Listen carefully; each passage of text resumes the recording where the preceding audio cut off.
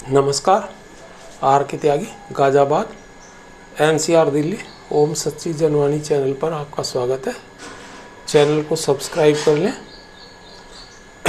आपका 1-2 सेकंड खर्च होगा और हमारी बड़ी मदद होगी। चैनल का विस्तार होता है, प्रचार प्रसार होता है।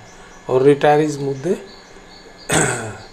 शेयर करने के लिए, रिटायरीज इशूज़, व्यूज़ और न्यूज़ को आगे बढ़ाने के लिए वीडियो को शेयर करें, लाइक कमेंट करें। वीडियो शेयर करने से सभी रिटायरी साथियों तक जाती है, मोबिलाइज होते हैं, मोटिवेट होते हैं। आइए वीडियो शुरू करते हैं। वीडियो वित्त मंत्रालय की उपेक्षा के शिकार सेवानिवृत्त बैंक कर्मचारी, इसके ऊपर है।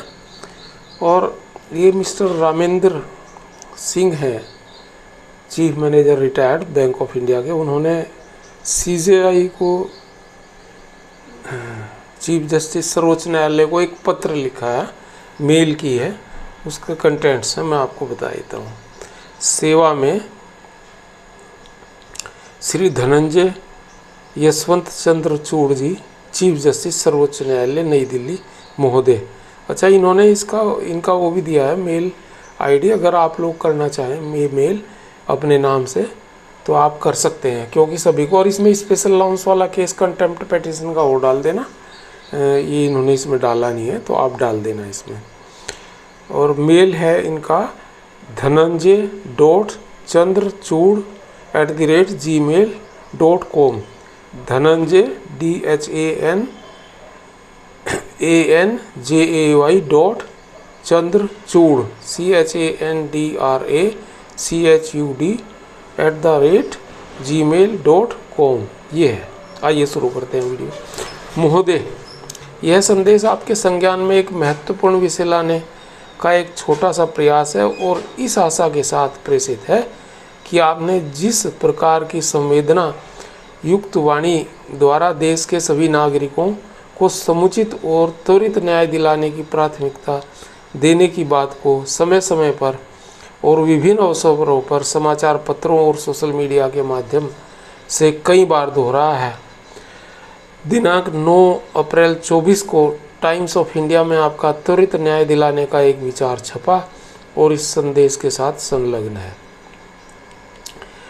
आशा है कि आपके न्यायालय द्वारा आपकी इसी विचारधारा के आलोक में पब्लिक सेक्टर बैंकों के सेवानिवृत्त कर्मचारियों की लगातार हो रही सरकारी, विशेषतः वित्त मंत्रालय की उपेक्षा के शिकार हुए सेवानिवृत्त बैंक कर्मचारियों और वरिष्ठ नागरिकों की समस्या के लिए कोई निदान भी किया जाएगा।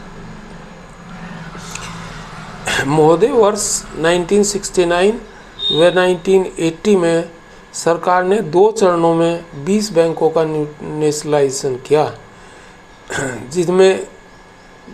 जिनमें से बाद में कुछ आपस में विलय कर दिया गया। और अब भारतीय बैंकिंग परिदृश्य पर Bank of Baroda, Bank of India, Bank of Maharashtra, Canara Bank, Central Bank of India, Indian Bank, Indian Overseas Bank, Punjab National Bank, Punjab and Sindh Bank, UCO Bank और यूनियन बैंक ऑफ इंडिया हैं, प्रमुख रूप से कार्यरत हैं। इन सभी बैंकों की मिल्कियत अभी केंद्रीय सरकार के पास है और इन सभी बैंकों को किसी भी प्रकार का विशेषतः सेवारत और सेवानिवृत्त कर्मचारियों के वेतन संबंधी निर्णय लेने का कोई अधिकार नहीं है। और यह सारे बैंक, जो सामूहिक रूप से पब्लिक सेक्टर बैंक कहलाते हैं, एक संस्था भारतीय बैंक संघ के सदस्य हैं। IBA पब्लिक सेक्टर बैंकों द्वारा प्रदत्त मैंडेट के आधार पर बैंकों की कर्मचारी यूनियनों के समूह United forum of bank unions UFBU से वार्ता कर हर 5 साल में वेतनमान का पुनर्निर्धारण करती है। नया वेतनमान द्विपक्षीय समझौते बाईपार्टाइट सेटलमेंट के रूप में सरकारी अनुमोदन के बाद लागू किया जाता है। अब तक 12 बाईपार्टाइट सेटलमेंट हो चुके हैं और आखिरी समझौता 1/11/2022 से 31/10/2027 के कालखंड के लिए 8/3/2024 को किया गया है। महोदय, वर्ष 1990 में भारतीय रिजर्व बैंक ने अपने सेवानिवृत्त कर्मचारियों के लिए एक पेंशन योजना लागू की, जिसके मूल में Central and Civil Services Rules pensionary benefits 1981 के सारे प्रावधान थे और पेंशन योजना लागू करने के लिए जरूरी फंड की व्यवस्था और सृजन, पेंशन योजना में जुड़ने वाले सेवानिवृत्त कर्मचारियों को आरबीआई प्रदत्त पीएफ और संकलित ब्याज को सरेंडर करना था। यह पेंशन योजना पूर्व प्रभाव 1/1/1986 से लागू की गई और योजना सफल रही।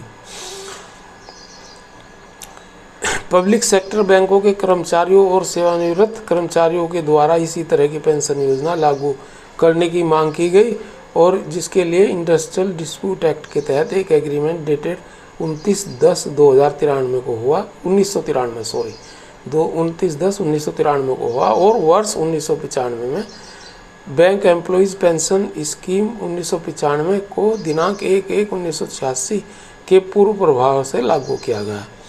इस पेंशन योजना के प्रावधानों के अनुसार 1/11/1987 से उन सभी पेंशनर्स को जो 1/1/1986 से 31/10/1987 के कालखंड में सेवानिवृत्त हुए थे कि basic pension 6 BPS settlement applicable for the period 1/11/1987 से 31/10/1992 के आधार पर अपडेट किया गया।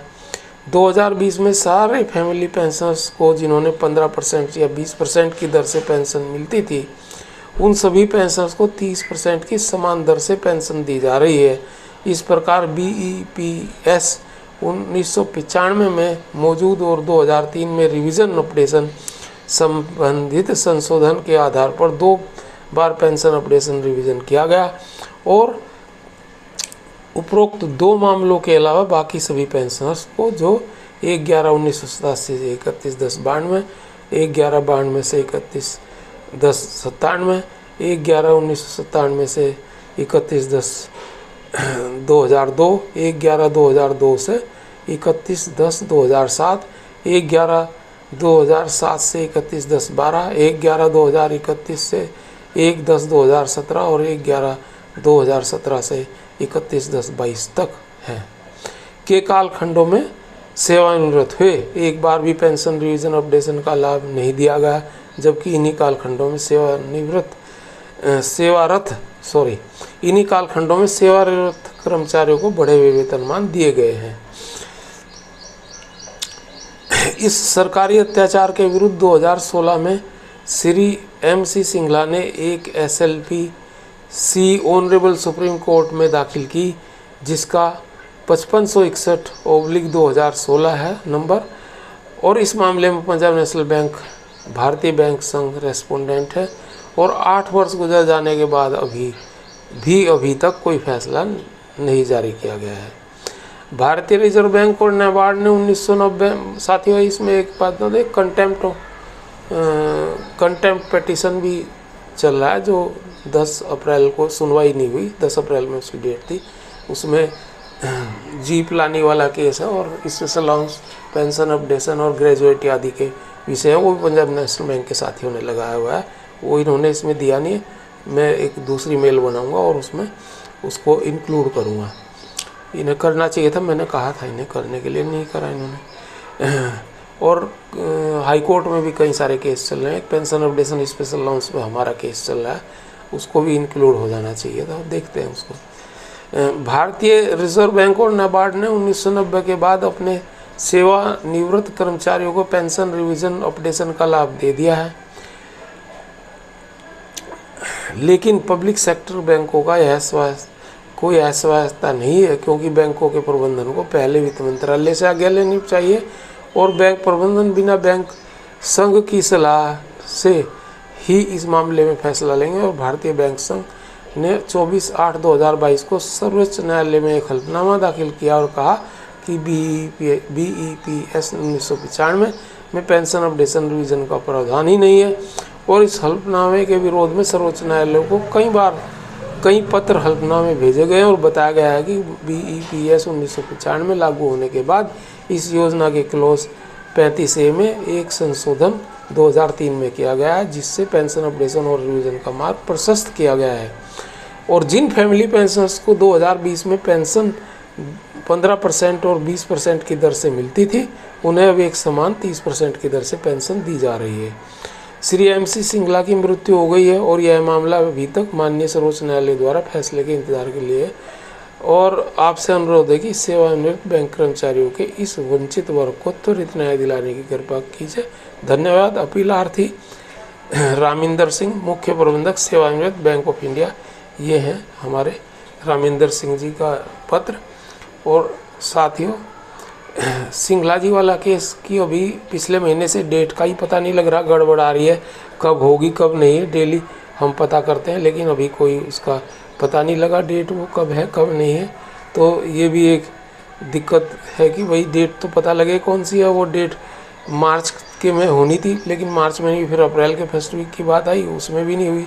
तो वो कब डेट है ये भी पता नहीं लग रहा। और कंटेम्प्ट पिटीशन की डेट जो है वो भी बिना सुने ही कल मिस्टर बाबा रामदेव का केस सुना गया और उसके बाद वो जो जिसमें सुना जाना था बेंच, वो बेंच जो है एडजोर्न हो गई, मतलब हो गई और हमारा केस बिना सुने रह गया कंटेम्प्ट पिटीशन का। बताइए, जुडिशियरी भी ऐसे सीनियर सिटीजन्स को वो ज़्यादा इम्पोर्टेंट था। चलो खैर जो भी है देखो। धन्यवाद साथियों। भारत माता की जय। वंदे मातरम।